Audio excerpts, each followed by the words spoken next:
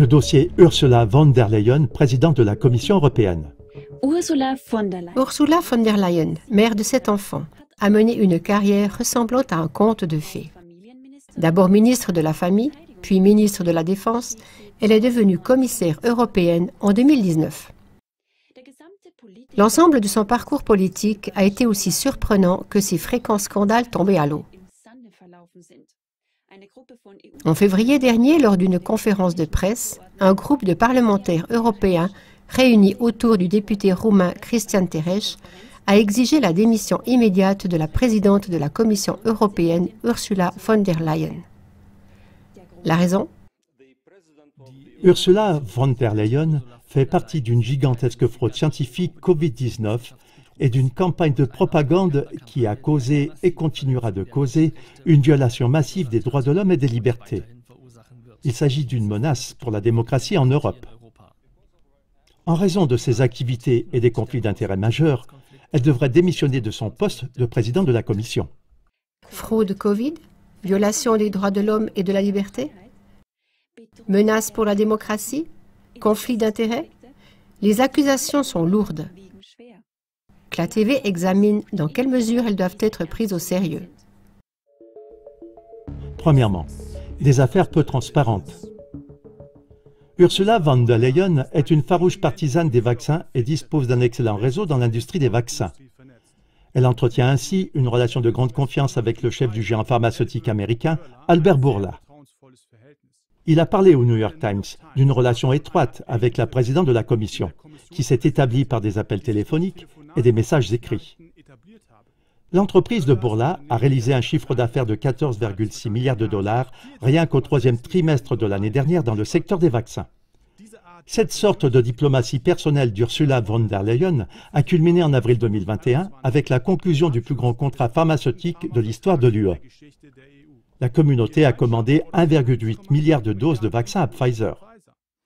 Le volume estimé du contrat, 35 milliards d'euros, financé par l'argent des contribuables. Le tout par téléphone portable, sans passer par le Parlement. Le journaliste autrichien Alexander Fanta de Netzpolitik.org souhaite examiner de plus près ce méga-deal et a demandé à consulter les messages textuels. Fanta s'exprime ainsi. Ce qu'Ursula von der Leyen tape dans son téléphone n'est franchement pas une affaire privée. Nous avons besoin d'un contrôle public des petits messages de l'UE s'ils sont utilisés pour faire des affaires de vaccins qui se chiffrent en milliards. La Commission européenne rechigne. Les données des téléphones portables ne seraient pas soumises aux règles de transparence de l'UE. Ce n'est pas le premier scandale de marché trouble. Déjà en 2019, lorsqu'elle était ministre de la Défense, son ministère, selon le Tagesspiegel, avait dépensé des centaines de millions d'euros pour des conseillers externes. Des entreprises externes auraient également obtenu directement, c'est-à-dire sans appel d'offres, des contrats de plusieurs millions pour l'armée allemande. Une violation claire de la loi. Là également, les contrats avaient été conclus par téléphone portable. Une commission d'enquête a déclaré que les messages écrits constituaient des preuves. Peu de temps après, ils ont toutefois été complètement effacés. Ursula von der Leyen n'est au courant de rien. Des conséquences dans les deux deals? Aucune jusqu'à présent. Ce n'est pas une nouveauté dans sa biographie. D'autres scandales se sont également miraculeusement calmés après un bref tollé médiatique. Deuxièmement, des anormalités dans sa biographie. En 1987, Ursula von der Leyen a passé son examen d'état de médecin, suivi 4 ans plus tard par un doctorat. Celui-ci n'a toutefois pas passé l'examen du chasseur de plagiat, Martin Heidelfelder de Wroni-Plague. Le reproche, 27 pages de sa thèse de 62 pages au total, correspondaient à des contenus sciemment copiés. Heidelfelder s'exprime ainsi. Elle était extrêmement paresseuse et a copié sans pitié. Pour cette raison, la faculté de médecine devrait lui retirer son titre. La science ne se rend pas service en protégeant des politiciens renommés. Le résultat ? 7 des 9 membres du Sénat de la faculté de médecine de Hanovre ont voté contre le retrait de son titre en 2016. Un deuxième reproche consiste à ce que von der Leyen aurait enjolivé son CV. Ainsi, selon ses propres dires, elle aurait été auditrice invitée à la prestigieuse université de Stanford à partir de 1993 et aurait même réalisé une analyse de marché pour le Stanford Health Service Hospital Administration en 1995. Un atout important si l'on veut jouer dans la cour des grands. L'université de Stanford n'était au courant de rien et s'est défendue contre l'utilisation abusive de son nom. Il n'existe pas de travail de Madame von der Leyen. Elle n'était pas inscrite à cette université et l'université ne lui avait pas délivré de certificat pour des séminaires. Quelque temps plus tard, en 2015, l'université a soudainement retiré ses accusations contre Madame von der Leyen. Y a-t-il des mécènes dans l'ombre qui destinaient von der Leyen à de plus hautes fonctions? Un autre fait le laisse supposer. Troisièmement, record du Bilderberg est bon en avant dans la carrière. Avant qu'Ursula von der Leyen ne devienne commissaire européenne, elle a officiellement participé à 4 conférences Bilderberg, un record absolu. La conférence Bilderberg est une réunion exclusive de dirigeants mondiaux. Depuis 1954, elle a lieu une fois par an à huis clos, afin de permettre des réunions à l'abri des regards, dans une totale opacité. Les participants, jusqu'alors peu connus, se retrouvent souvent à des postes élevés, peu après avoir participé aux conférences Bilderberg. Ursula von der Leyen a participé pour la première fois à la réunion Bilderberg en 2015, puis l'année suivante en 2016. Alors que les accusations de doctorat illégal et d'usurpation de nom de l'université de Stanford avaient soudainement cessé et n'étaient plus suivies par les médias. Madame von der Leyen a participé à 2 autres réunions en 2018 et 2019, juste avant sa nomination particulièrement inhabituelle en tant que commissaire européenne en 2019. Cela a donné lieu à une brève protestation dans les médias, en raison d'un scandale solide. La Zeit a écrit le 16 juillet 2019 « Ceux qui votaient aux élections européennes pensaient aux têtes de file, mais certainement pas à la ministre allemande de la Défense de l'époque. La manière dont Ursula von der Leyen est passée en quelques jours de la position de chef du département allemand de la Défense à la fonction la plus élevée de l'UE est donc un scandale. L'UE a trompé ses citoyens. On a l'impression que des cercles invisibles ont sorti Ursula von der Leyen du second plan pour la placer exactement là où ils voulaient la voir. Les scandales s'estompent et les accusateurs se taisent. Reste la question, qui sert-elle ? Pour le savoir, nous allons nous concentrer sur l'affaire de la vaccination Covid. Quatrièmement, interrelations. Point 1, liens familiaux.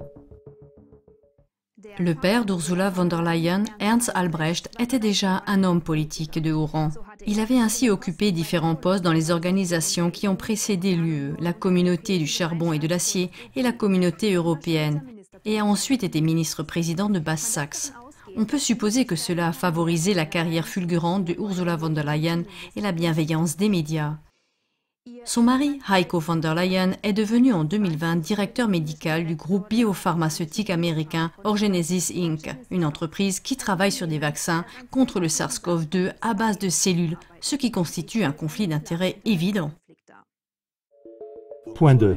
Interdépendance avec les profiteurs des dons de vaccins pour l'Afrique. Fin 2021, le vaccin de Johnson & Johnson était critiqué dans le monde entier en raison de ses effets secondaires. Le marché du fabricant de vaccins s'effondre. C'est ce qu'avait titré le journal télévisé des experts américains des conseils Johnson & Johnson. Le journal Frankfurter Rundschau, vaccination Covid avec Johnson & Johnson. Des effets secondaires graves responsables de plusieurs décès. Pas de problème pour la Commission européenne. Presque simultanément, la soi-disant Team Europe a annoncé le don de 100 millions de doses du vaccin discrédité à l'Afrique. Ursula von der Leyen.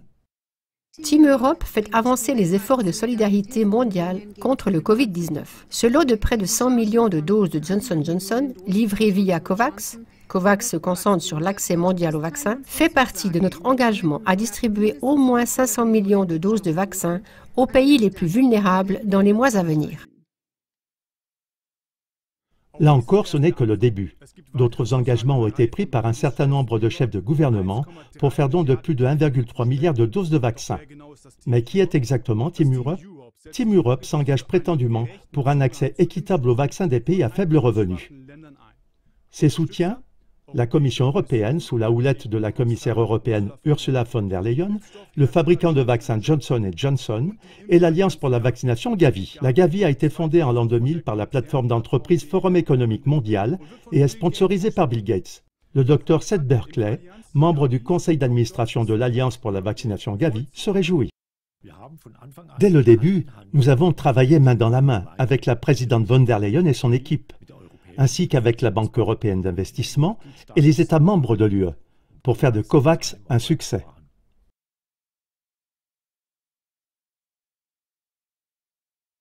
COVAX a été créé en 2020 par l'OMS, la Commission européenne et la France, et vise à garantir l'accès universel aux vaccins. COVAX est étroitement lié aux fabricants de vaccins et à la Banque mondiale. Au cœur de l'action se trouve le docteur Seth Berkley, un proche allié de Madame von der Leyen. Selon le magazine Time de 2009, celui-ci fait partie des 100 personnes les plus influentes du monde. Par le passé, il a occupé, entre autres, de nombreux postes au sein de la Fondation Rockefeller. Point 3. Lien avec les chuchoteurs politiques. Une analyse de réseau réalisée par un spécialiste informatique resté anonyme montre en détail l'énorme influence de la fondation Bill et Melinda Gates et d'autres acteurs puissants. Une personne qui se distingue particulièrement est Peter Payot.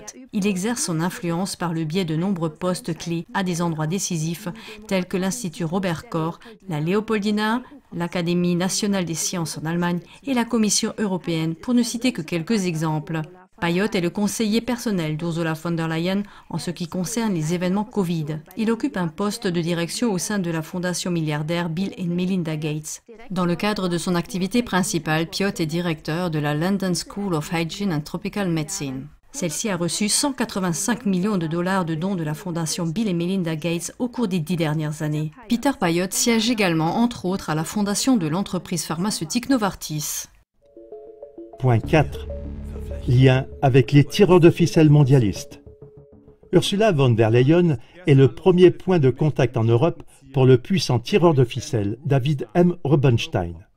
Rubenstein est un grand investisseur dont la fortune se chiffre en milliards et qui est membre de la commission trilatérale, l'un des think tanks les plus puissants du monde. Celui-ci, tout comme le FEM, a été fondé par de grands banquiers comme Rothschild et Rockefeller. Rubenstein est étroitement lié à des personnalités économiques et politiques de haut rang dans le monde.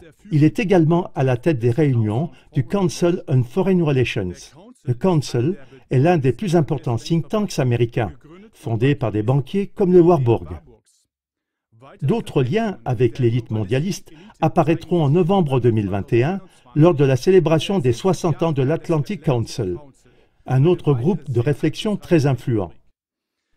Alors que dans de nombreux pays, on a attisé la panique des Covid et que le port du masque était obligatoire, l'Atlantic Council a fait la fête en grande pompe et s'est couvert de prix, sans masque ni distance. Les plus grands honneurs ont été décernés à Ursula von der Leyen ainsi qu'aux directeurs de BioNTech et de Pfizer. L'Atlantic Council est une autre confédération mondialiste de super riches. Bien qu'aucune de ces personnes n'ait été directement élue par le peuple, ils prétendent s'engager pour la démocratie. Les sponsors de cet événement sont One American Bank, Goldman Sachs, Bank of America et d'autres. Que veulent exactement ces élites? Cinquièmement, objectif des réseaux mondialistes. Ursula von der Leyen est étroitement liée à Klaus Schwab, membre du groupe Bilderberg et chef de file du Forum économique mondial, le FEM. Le FEM est une plateforme de dirigeants d'entreprises et de stratèges mondiaux, fondée par l'élite financière comme la dynastie Rothschild et Rockefeller. Le FEM souhaite mettre en place une société technocratique. Ursula von der Leyen se déclare favorable à ce que l'on appelle le Great Reset, que le FEM fait avancer rapidement en profitant de la crise Covid. Le FEM a déclaré les objectifs suivants d'ici 2030. La création d'un gouvernement mondial unique, une monnaie mondiale contrôlée, sans argent liquide, la fin de toute souveraineté nationale, la fin de toute propriété privée, l'abolition des transports privés, un système mondial de crédit social, des populations, Contrôle de la croissance démographique. Identité numérique de chaque être humain. Idée 2020. Une souveraineté absolue des médias par la censure des médias indépendants. La création d'un nouvel homme par la fusion de l'homme et de l'IA, intelligence artificielle, c'est-à-dire le transhumanisme. Instauration d'une technocratie.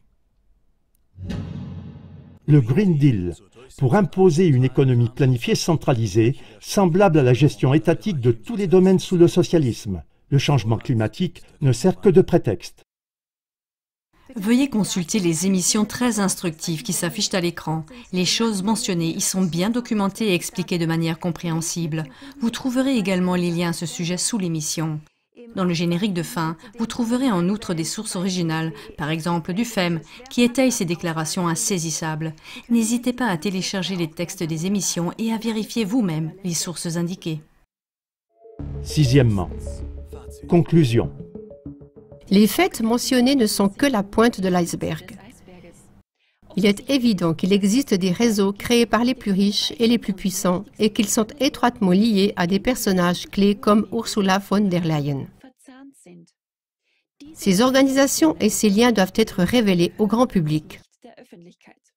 C'est la seule façon d'éveiller une nouvelle conscience chez les gens et de mettre un terme à la réalisation des fantasmes de toute puissance de quelques-uns.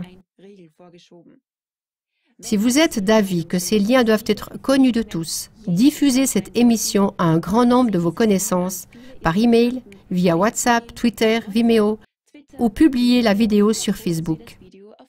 Nous afficherons le lien vers cette émission. Merci de votre aide. Danke für Ihre Mithilfe.